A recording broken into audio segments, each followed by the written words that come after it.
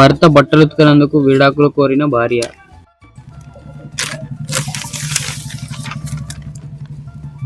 Wines కొయి పురుగుల మందడిన పచ్చి తాగుబోతు.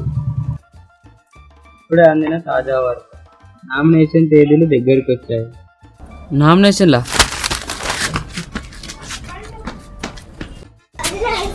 కుచ్చేసిందా అట్లా వెళ్తుంది.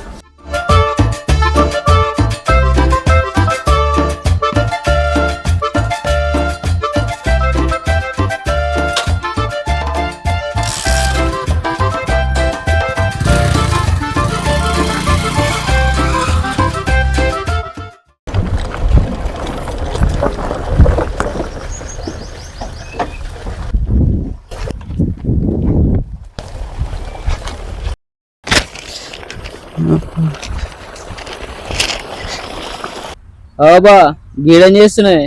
అందరు వచ్చిందైతే నేను వచ్చింత పొద్దున పేపర్కి ఏమొచ్చిందో చూడలేదా? ఏమైరాబా మరి పిసిపి చేస్తున్నావు? కూడా చచ్చిపోయిందా?